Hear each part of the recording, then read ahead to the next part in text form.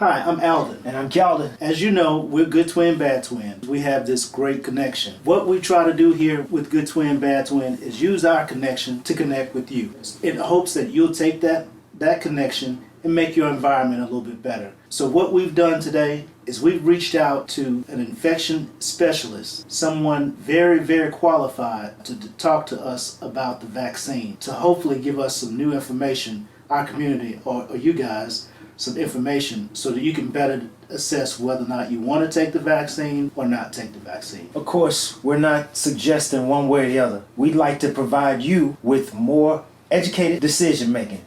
So again, we're providing information that would allow you to determine whether or not you want to participate with the vaccine or not. Good morning, Dr. Osiyemi. Good morning. You don't mind if I call you Dr. O, do you? That's what everybody calls me. Okay. 4, 3, 2, 1.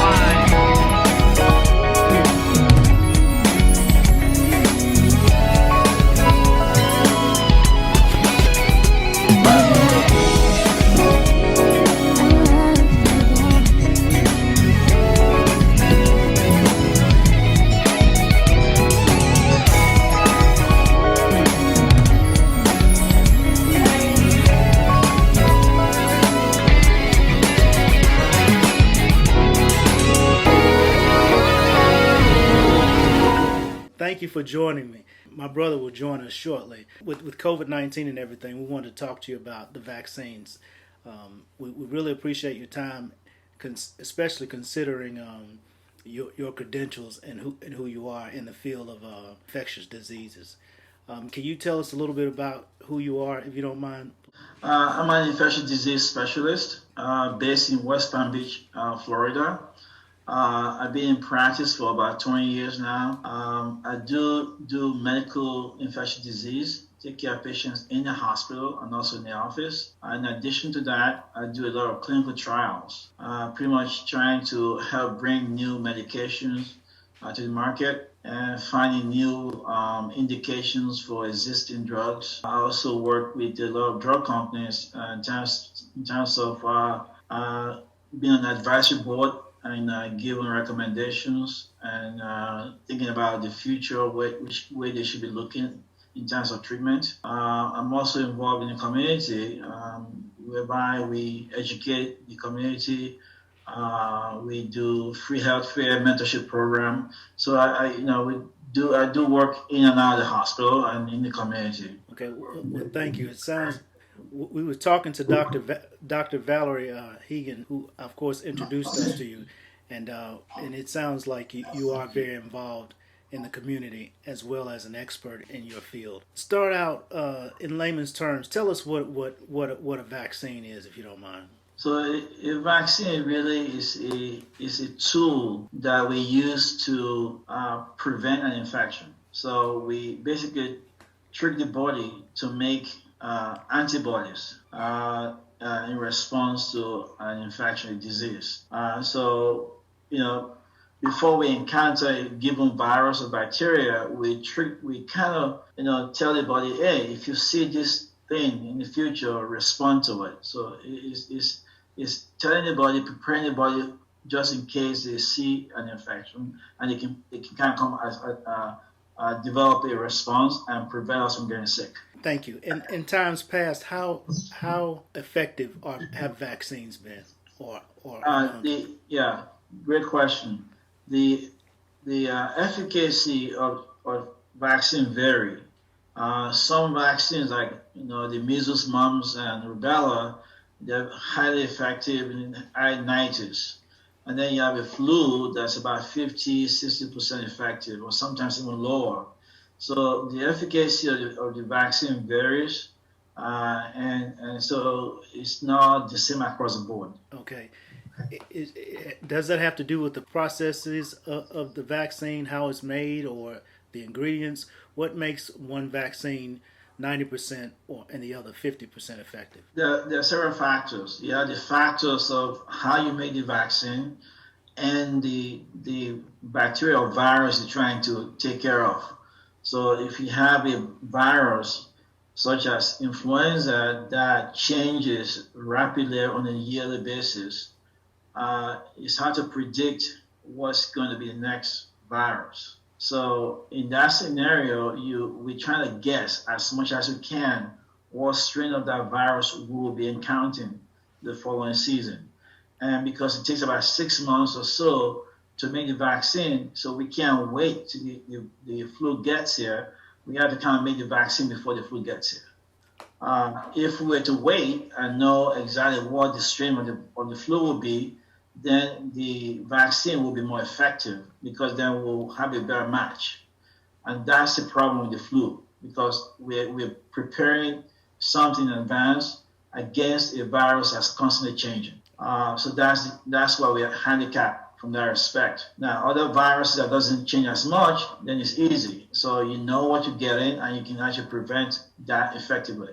Besides the changing, the virus changing so frequently, you spoke about the time that it takes to make a virus. You just said it took roughly about 6 months to make a vaccine to combat that virus. With that thought in mind, let's talk a little bit about SARS and SARS-2 now, the coronavirus. Is it a frequently changing virus? Will it mutate or change? One, and then two, how is it that we came out with this virus in 9 months? What is the process behind us acquiring this vaccine? That's a great question. So vaccines in general are made several ways. One way is to take a piece of the virus and just kind of take a piece of it and just purify it and just inject into people, and then people develop immunity against that. So when they see the real virus, they've seen a part of that virus before and they respond. Other ways is to take a DNA that makes that piece of the virus and we put it into a adenovirus, for example, that's been effectively neutralized, that cannot divide or that cannot cause disease. So we use that as a vector. So we put a little DNA that make a piece of the virus we're trying to target. We put that inside this virus that cannot cause a disease, and we inject that into people. So that process takes several weeks and months and years to develop, months to develop. In the case of mRNA, what you're basically doing is taking a piece of the gene that codes for that piece of virus that you're trying to work with, and you basically it doesn't take too long to make that, because technology today is so good that if you see a piece of like the virus has these spokes on it, right. You take a piece of that spoke, it's made of several what we call amino acids, little components. So we can literally find a code for those little molecules that make up that protein. That doesn't take long nowadays. Once we make that RNA, that code, we just basically put in a little fat envelope and just give us a vaccine. And that's how we had to come up with this very quickly, as opposed to the old way where you had to find a piece of the protein to look at, then code it, then make DNA, then find a virus that can put into it. Then, it's a long process. This way, we just, this is what we need to use to elicit the immune response. Let's just code for it. Let's find a code for it. Once you find a code, very easy these days, and just put a little fatty envelope and you inject, and you can get a response. So it's a faster process. In addition to that, because of the pandemic nature of COVID-19, there's a lot of resources allocated to the find of the vaccine. So everybody pulled together, everybody stopped everything that we're doing, and they basically focus on doing this. When you normally want to do a study, it takes several months to get a contract, to get, to find places that will do the study. It takes weeks and months to get all those things done. Nowadays, for COVID, because of the need to come up with a vaccine very quickly, contracts that would take you a month, 2 months, we can get it done 2 days. So everything we did it like around the clock because we needed to get this done very quickly. So in addition to the process of making the vaccine being not as difficult as prolonged, the process, the logistics, we also sped up. So everything was really at the warp speed, so to speak. but there was nothing we didn't cut any corners. It was just that we were working, at a very fast pace. We didn't just sit around waiting for next week to get anything done. You need to get paperwork done. You need to deliver tomorrow. You need to contact. We need to contact. So everybody was really, working together to make it happen. Okay, awesome. So the fact that we are in a pandemic loosens certain restrictions that and parameters that allowed you guys to work faster is what you're saying. Right. And when you think about it, all the vaccines that still use the old way of making the vaccine are not ready yet. The one that this mRNA is easier to make, like I said, Pfizer and Moderna both use the same technique. The ones that use the older techniques they don't have the information ready. They don't have the data yet because it takes a longer time to make those vaccines. That's why next year you'll get those results coming in. Before I ask, I have two questions. One, is this process safer than the old way? And two, what is explain what mRNA is? So generally, we all have a genetic coding in our body. So the body we are made of DNA. So DNA is really the code that gives you that code for the color of your eyes, right, the color of your hair, how tall you are, whether you have light skin, dark skin, whatever the case may be. So that DNA has a message, has coding on it. And in order to express that brown eye, it kind of replicates and turns to what called mRNA. It's the messenger RNA. So, if DNA turns to RNA, and the RNA then carries the message and translate that code into actual things, protein. So you go from DNA, you read the code, it turns to mRNA, which is the messenger. And the messenger basically takes the code from the DNA and then translate to what you really need to have, which is the brown eye or red eyes. Okay. And I think that was that was the question. So, in terms of the virus mutating, do you anticipate it changing like the flu virus? No, I mean there is some mutation that happens, but not as rapid as the flu. It's a different virus. With the flu, you have a lot of mixture going on. We don't really have that with this virus. It's not you're not gonna have that kind of changes that happens at all. Okay. So in terms of the new way, the new way with introducing the DNA as opposed to the old method, is one suggested to be safer than the other one? Now, the new way, even though it's called a new way of doing things, it's actually been work done for over the last 10 years with the same platform. It's just that this is the first time we've actually rolled an effective vaccine through that new method. If you remember the Zika virus, they've used the same method to make vaccine for Zika virus. So this way is something that we've been working on for the last 10 years. And you mentioned, the SARS, type 1, the MERS. Those are viruses in the same family, the coronavirus. So we've been working on this same way of making vaccine for quite a while now. But with the pandemic that came around, we really realized, this is probably the best way to go. And it turns out to be an effective way to go. Now, people are concerned about what does this do to their own DNA. This is mRNA. The way it works is we cover the mRNA in a little fatty envelope, and we inject that into the humans. Once it goes inside one cell. And once it goes inside your body's cell, it doesn't actually go into your nucleus. Your nucleus is a little compartment inside your cell where your DNA sits. So this mRNA doesn't go inside there. It stays outside of that nucleus where it has a message already. It just basically translates that message right there and tell your body to make those parts of that coronavirus, and then those gets made and it gets split into the blood, and your body start to make your body start to make immune system. So it doesn't interact with your DNA at all, which is the confusion people have. So this myth about that DNA changing our DNA, making us into some other human or something. I don't even understand that explanation, but Yeah, because this is mRNA, not the DNA. So mRNA will not interact with DNA.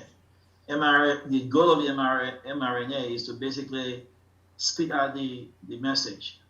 So okay, you want brown eyes, I'm gonna make you brown eyes. You want spikes on the coronavirus, I'm gonna make that. So that's just what it does. So only DNA joins DNA.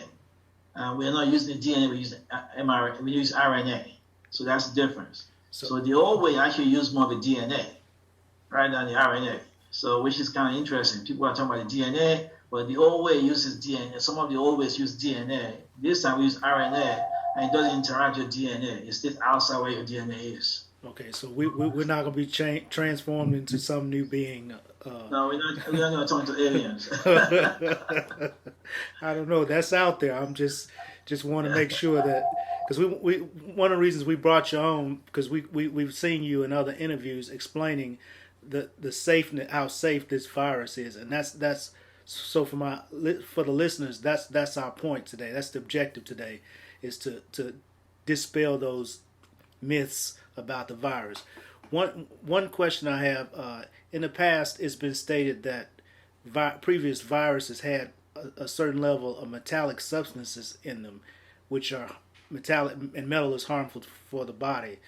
Is that true in this virus? No, not with the way this virus is made. This virus is literally made with, you basically take RNA and you put it in just in a fat envelope. And that's what you do. There's no other thing, metals and stuff like that. I mean, in the old years ago, we used to use preservatives that have melters in them. We don't do that anymore. Most vaccines these days don't even have those preservatives anymore, especially this one. It doesn't have those melters people are concerned about. No.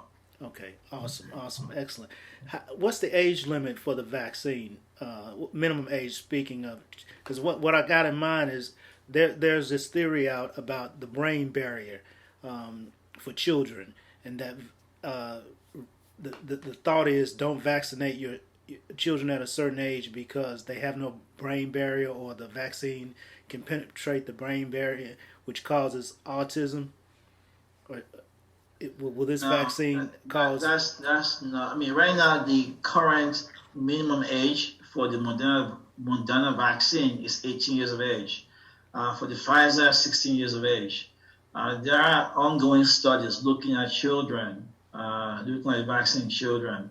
That data will be out at some point, and so once it's out, then if it's proven to be effective, that will be recommended at that point. Okay, so that's not even an issue now, because children, people under the age of 18 will not be taking the vaccine. Correct. So in terms of the virus, how many doses will there be, and how does that process work? Well, the U.S. government already paid for, I believe, 100 million doses of Pfizer vaccine, and they also bought some Moderna vaccine. So there's not enough to give to everybody right now. So we're going to target people who are high risk, such as healthcare providers like myself who work with people in the hospital, and then also nursing home patients. Then by next year, there'll be more and more vaccines being made. As more vaccines become available, we can start to extend to the general population. But until then, there are still some studies ongoing that people can enroll in to get access to the vaccine. So we just right now prioritizing who gets it first. For the people that take the vaccine, will they be immune from the coronavirus from henceforth and now and forever, or is that not the case? We don't have the answer to that question yet, because the study, as you know, is still ongoing. What we do know right now is up to the initial approval was based on, can you protect someone from this virus 2 months after they receive the vaccine? Data now up to maybe 3 or 4 months now, but we're looking at how people will respond or maintain that immunity over a 2-year period. So that means we won't have the answer to that question until almost 2 years from now. So we don't know if this is going to be a permanent protection or a temporary one, or be whereby you get a booster on a yearly basis. We don't have that information yet. So as it stands right now, once you take the vaccine, you have to continue the protocols that are in place: mask wearing, social distancing, hand washing, and that kind of thing. You still have Absolutely. Because right now, even if you gave 50,000 people the vaccine, there's still millions and millions of people that haven't gotten it. So it's still not safe for people not to wear masks. So we have to make sure we have vaccinated enough people to remove those social distancing and mask wearing protocol. So right now, people still need to make sure they keep the social distancing and they wear their mask and wash their hands. Okay. Another side effect, I was reading a study, some case studies, and some people developed Bell's palsy. It was about, I forget the number in the study, but about 4 or 5 people, varying ages, developed Bell's palsy. Is that a side effect of the vaccine, or? They did about 3 cases in Moderna, and Pfizer had a couple of cases too. And all those patients, the Bell's palsy resolved. Well, it's not clear if there's true association between the vaccine and Bell's palsy, because even in Moderna vaccine, one of the people that had that did not receive the vaccine, had a placebo. So we don't really know if there's a true association. There's not enough data to suggest there is a link, but that's something we're watching and looking at. You say, but it cleared up in those individuals. Correct. It did clear up, yes. Okay. So as it stands, nothing you can say that would suggest to someone this is an unhealthy virus. Correct. We don't really know. Like I said, from the Moderna vaccine, one person did not get the vaccine and had Bell's palsy, and 2 people who had the vaccine had it. So we don't know, whether it has anything to do with the vaccine or not, or those patients will have had Bell's palsy, whether or not they were in the study or not. Okay. Another thing that I heard about the virus, there are no chips, RDFI chips or microchips or anything, tiny chips that's going to be included with this virus? No, not at all. Okay, now that might sound ridiculous, but that is something that I'm just covering all the myths that. That's a good question. There's so many myths out there. People, if you remember back in the early days of the pandemic, people thought, black folks don't get COVID-19. Right. Because, when it was just in China, but they forget we don't have too many black people in China, and then all of a sudden we started to get it, and then all of a sudden go, it's meant to just infect black folks, or then the vaccine comes around. So there's always a myth of what's going on. But interestingly enough, we are, black folks are affected, Latino folks are affected disproportionately than the white folks, and yet we are not engaged in the research. This vaccine trial for Pfizer, I think about 9.1% of the participants were black, and yet when you look at who's more likely to get severe disease, they're blacks. Right. So we don't want to, if you don't engage in the vaccine or in the treatment research, and then they want to get sick, how are we going to get better? So this is something that's given to everyone. So it's not like they're just trying to get rid of a population. You know what I mean? So if you just test in one population and giving a drug to one population, there might be some concern. But everybody's, whether you're Latino, Asian, Black, everybody's given opportunity. So you can't possibly be doing something illegal or wrong with the vaccine. And the way we do research these days is very well done.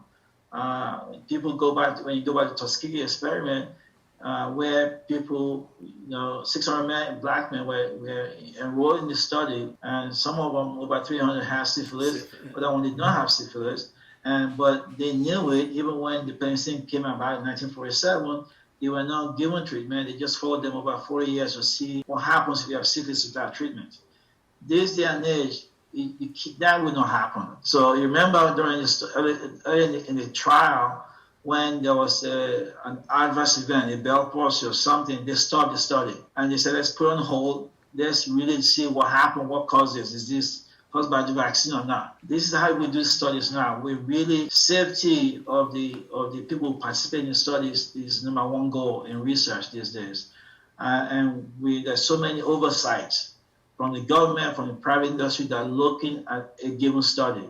So you're not going to be in a situation where, we say something came out, this works, that the data is not, no, we really look at it. And when the data is done, you have the NIH looking at it, you have the CDC looking at it, you have multiple experts looking at that data to make sure indeed it says what it's supposed to do. So we should really start to believe about confidence in science. Unfortunately, politics have gotten into the mix. And so there's so many experts on TV, on radio, on Facebook. Even my foot doctors, expert in COVID. The plumber is an expert in COVID. So there's a lot of misinformation out there, and the fact of the matter is we need to be involved. We need to know that this drug that has been approved today is going to be very effective for us by taking a part in that process. Okay, well, I appreciate you, Dr. O, speaking to the fact of the history of medicine. When you brought up the Tuskegee experiment, our government, and it's not just a shot at our government, but it is true. They've done some horrible things in the name of health and science to people. So there is a legitimate concern about this vaccine. But part of the reason why we wanted to bring you on today was to, like I said, dispel some of the myths and make people more comfortable and give out some science and information from an expert like yourself. I was trying to think, did I have anything else, any more myths that are out there? Because the bottom line is the process, to recap, the process is different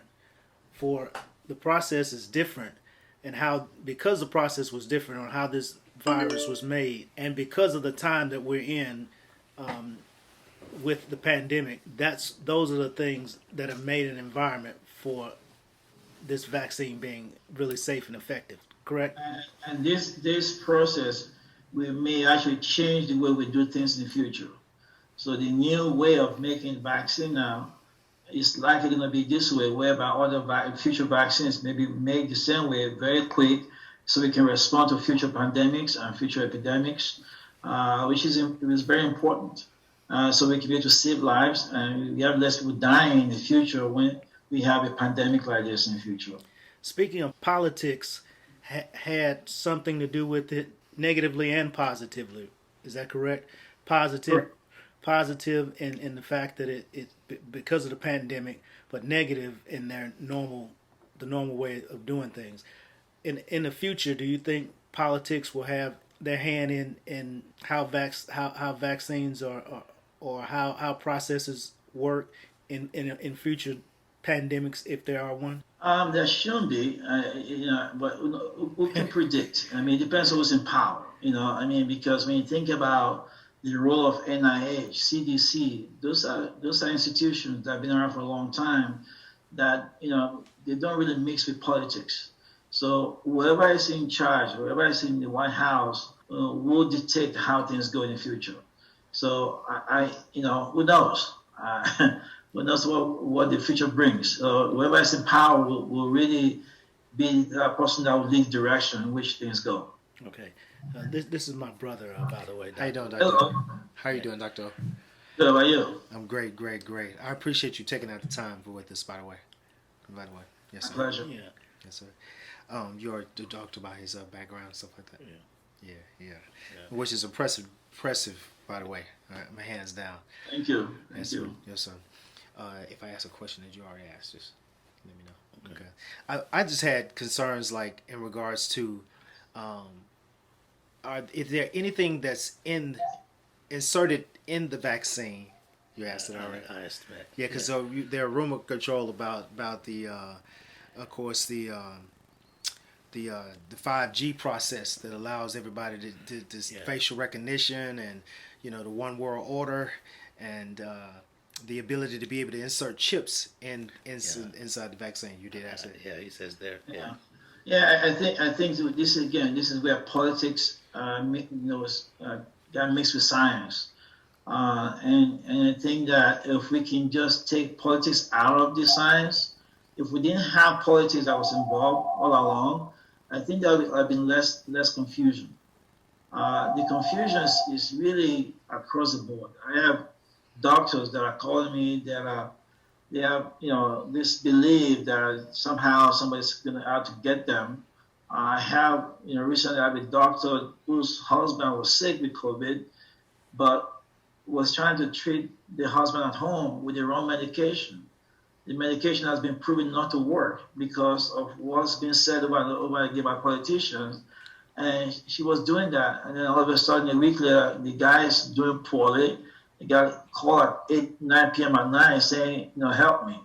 So even people who are in the field are biased or confused because of their personal political views. And so it's been a very destructive process because it's hard to tease out what's true, what's false, because there's just so many information back and forth. And in this day and age of social media, people can easily manipulate information. They can take things and put it in the wrong context. So my goal is really to continue to educate the public on what the real facts are. I think Dr. Fauci, who's been trying to do the same, but hasn't always getting the opportunity to do so because of politics, is very important. And mostly for our community, we don't always get the information. We always the last to get information. And I think that what you guys are doing is extremely important, and I applaud you for that, because Thank you. We've got to, first of all, if you don't trust the system, you're not going to, in a way, it's a two-edged sword. You don't trust the system, but then you don't get any benefit from the system. So, and if we can help each other out, and if they trust you, they will trust me, and if I can deliver information to them, and they do the right thing. My goal is to make sure they have the right information.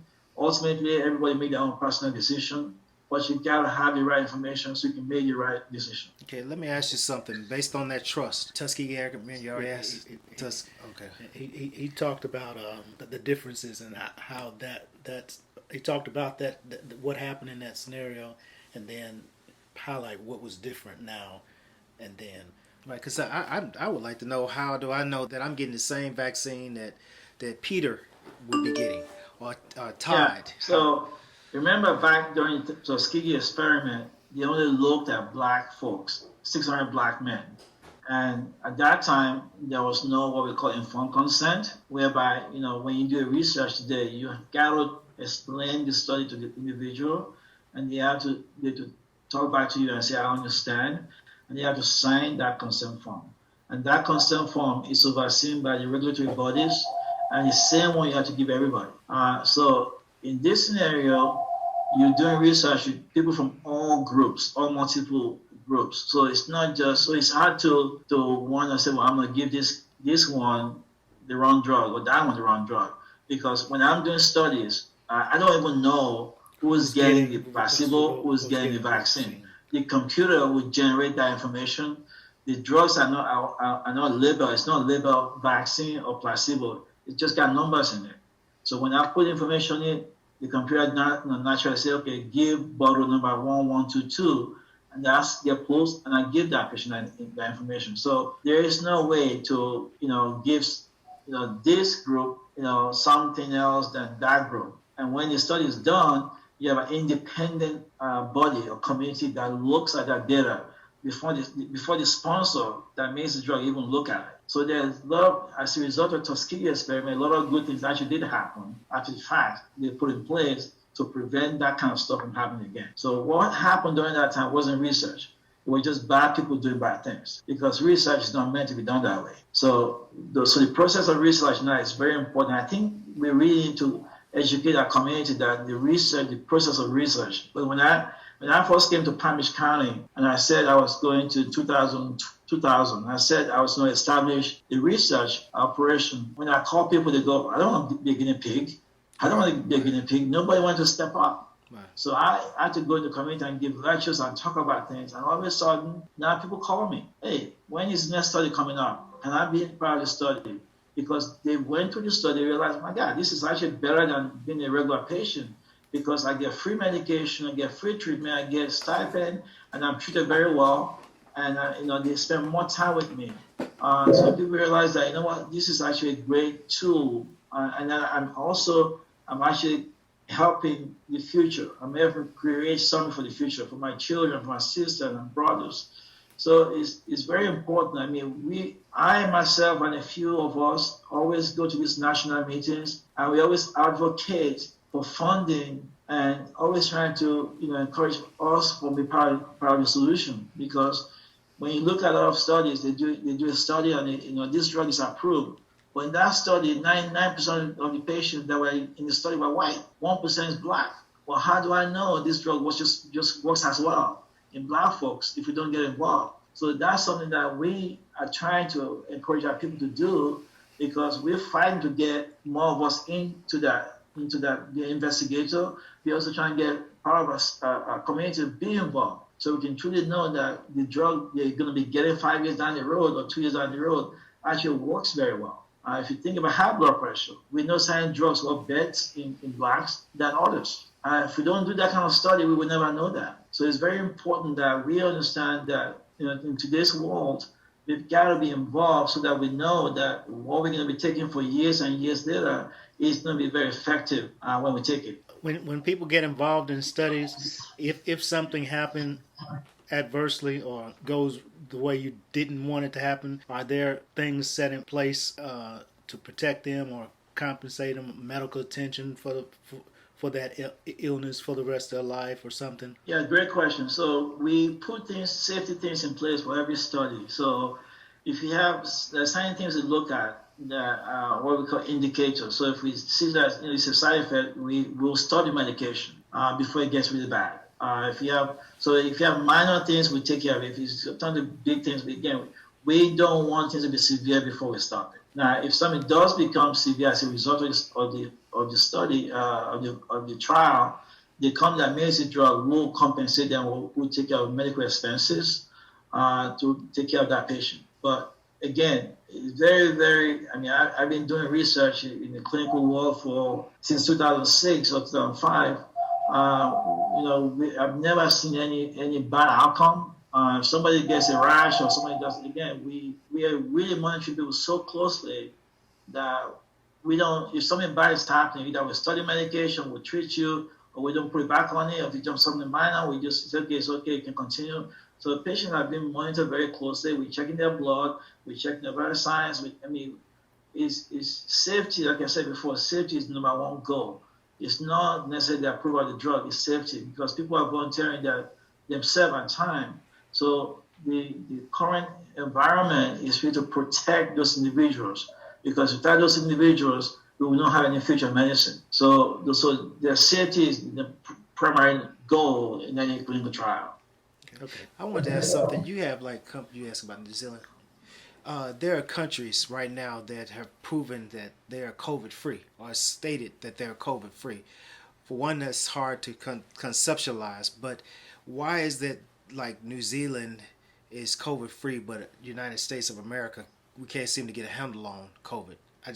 This to me is hard to understand. Well, I don't think anyone is actually entirely COVID-free. The numbers will be low. But having said that, in America, as you know, we have this belief that we have the right to do anything we want to do. We don't want to be told what to do.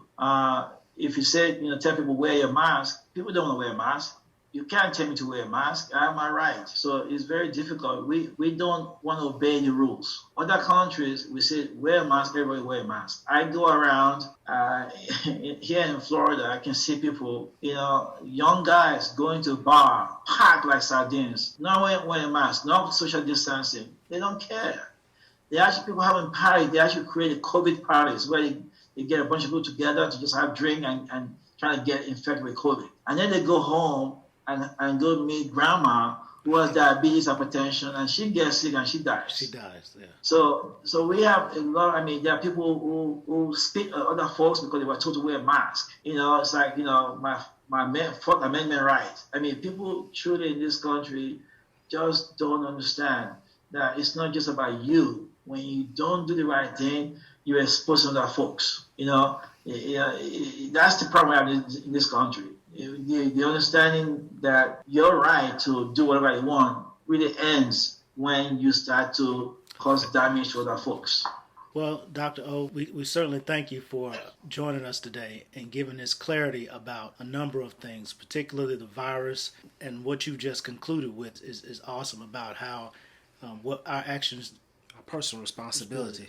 Yeah, our personal responsibility, how our actions affect other people. So we're hoping that your message and our message gets out to people. For one, they'll be more secure and comfortable about the vaccine. And two, they'll continue to do their due diligence as far as protecting themselves from the virus. Did you have anything in closing that you'd like to share? Yes, I just want to add, you know, when a lot of people get this virus and they will not feel bad. Some of them won't even have any symptoms. They'll recover. No issue. Some will get sick. They'll be sick enough, but they will recover. But they'll have these prolonged symptoms after they recover, with fatigue, brain fog. They just can't get back to themselves, and that's a post-COVID syndrome. Nobody knows where they're gonna fall in that spectrum. So if you have a choice to get something to prevent the disease, is better than trying to take that gamble and say, well, let me see what happens when I get it. It's not a good thing. If you cannot get the vaccine, there are other drugs that are in the clinical trial right now that we can give people for prevention. So if you live in the same house with someone who has COVID, there are monoclonal antibodies we can give you to prevent you from getting sick. So for people who cannot get the vaccine, there will be that option. So again, don't take the gamble and see what happens, because you would never know. Nobody knows. Okay. Well, thank you very much for your time, sir. We really appreciate you. Thank you for having me. Thank you. You have a good day. Hi, I'm Alden. And I'm Calden. Thanks for following us. You can find us on Facebook at Good Twin Bad Twin Unleashed, and also on Instagram at Good Twin Bad Twin Unleashed. Now don't forget to watch our YouTube page and make sure you like and share our videos. Also go to our Facebook page, check out our t-shirt line. We have several wonderful t-shirts there that helps us to continue to provide good footage for you. Thank you.